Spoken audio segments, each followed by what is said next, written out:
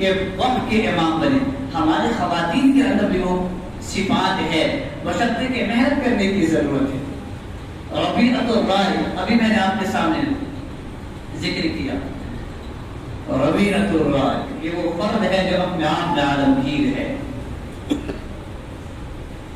خراسان میں جنگ چل رہی تھی، مسجد نبوی میں امام صاحب جہاد پر بات کر رہے تھے کہ اللہ کے راستے میں نکلو، خروج پہ بات کر رہے تھے. تو عادل بھائی جان آرمینیا سے وہ جنگ کر کے آئے تھے، فروغ جسے عبد الرحمان کہتے ہیں، جمعہ کی نماز پڑھنے کے لیے آئے، بیٹھے ہوئے تھے آپ کی لوگ کی طرح. امام صاحب بات کر رہے تھے جہاد پر. اگر کوئی انسان کتنا گناہگار کیوں نہ ہو، بشرطے کسی کا حق نہ مارا ہو، اگر وہ لڑتے لڑتے شہید ہوگا سیدھے جنت میں جائے گا. وہ وہاں سے آئے اور وہ آئے تھے جنگ سے، جنگ کے آنے پر شادی کیے، شادی کے مشکل سے 1 مہینہ بھی نہیں گزرا ہوگا، وہ خراسان کے لیے نکل گئے. بیوی کے پاس آئے، کہنے لگے میں اللہ کے راستہ میں نکل رہا ہوں، تو اپنا تو خود معاف کر دے. میری دلی خواہش ہے کہ میں شہادت کی موت لوں، میں شہادت کے عظما سے سرفراز ہونا چاہتا ہوں. تو بیوی ہفتہ وقت کیا رہ گئی، اس وجہ سے وہ جملہ گئی، یا ابا عبد الرحمن لمن تتركني هذا الجنين. ارے تم مجھے اور یہ ہونے والے بچے کو کس کے حوالہ کر کے جا رہے ہو؟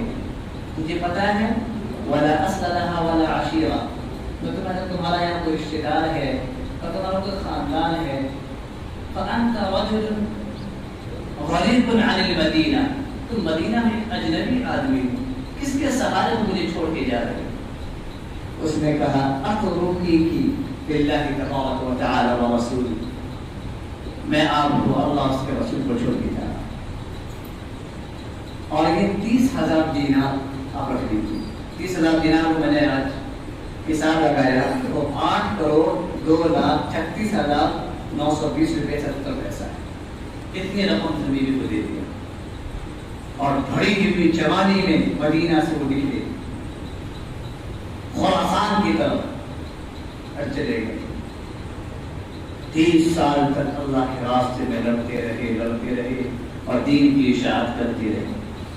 ادھر اس بچے کی ولادت ہوئی جس کی ماں نے ایسی تربیت کی، واقعی وہ عورت وہ 16 صلات کی پابند تھی، صابرہ تھی، عابدہ تھی، زاہدہ تھی، صالحہ تھی، مجاہدہ تھی اور مجاہد کی بیوی بھی تھی.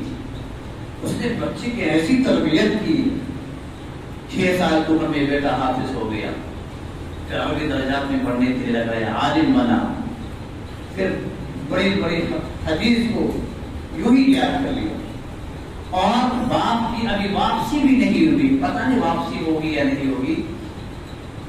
ادھر بیٹا وقت کا سب سے بڑے محدث، سب سے بڑے فقیہ، سب سے بڑے محدث اور مجتہد، اور اس مدینہ مکہ اور اس کے مضافات کے سب سے بڑے عالم.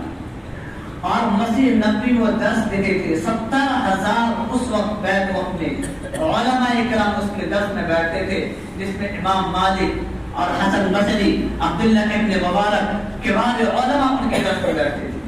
اور ادھر ربیعۃ الرائے بیٹھ کر حدیث کے درس دے رہے تھے. وہ لوگ قلم اٹھا کر کے حدیث لکھتے.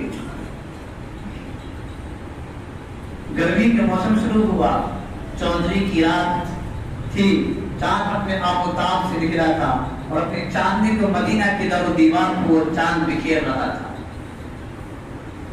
کہ رات کے عشاء کے بعد سب لوگ مسجد نبوی سے نماز پڑھ کے نکل لیتے. 60 سال کا بوڑھا، اس کی ماں روزانہ انتظار کرتی تھی، پتہ نہیں زندہ ہے یا مر گیا، شہید ہو گئے، کوئی خبر نہیں. 30 سال میں کوئی رابطہ نہیں. کوئی کہتا تھا کہ فروغ شہید ہو گیا، کوئی کہتا نہیں زندہ ہے، کوئی کہتا نہیں وہ ابھی جنگ کر رہے ہیں.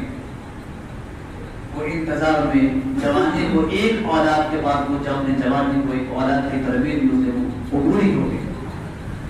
اور وہ چودھری کی چاند آفتاب کے ساتھ چمک رہا تھا. 60 سال کا بوڑھا سفید گھوڑا پہ سفید پگڑی باندھے، بغل میں تلوار نیزہ لٹکائے مدینہ میں داخل ہوتا ہے. سب لوگ سلام کر رہا تھا.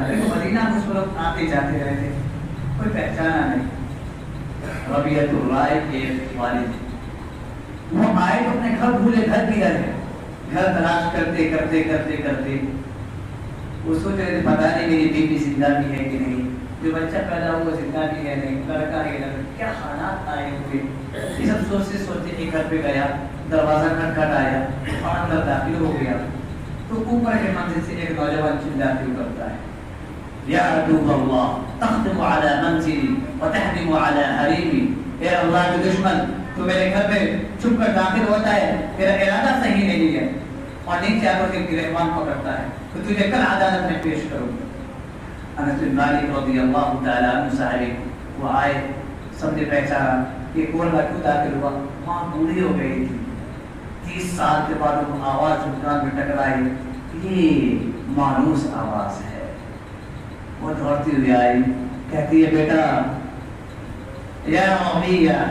دعو هذا ابوک، اے ربیہ چھوڑ یہ تیرے باپ ہے جو 30 سال پہلے جو ماں کے پیٹ میں چھوڑ کے گیا تھا، وہ اپنی جوانی کو اللہ کے راستے میں قربان کر کے زندہ ہو کے تیرا گھر لوٹا ہے، ربیہ یہ تیرا باپ ہے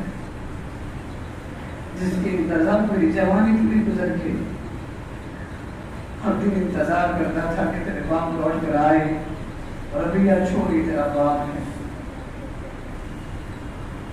بڑی بات علی جماعتوں کا وقت ہو گیا، وآخر دعوانا الحمدللہ۔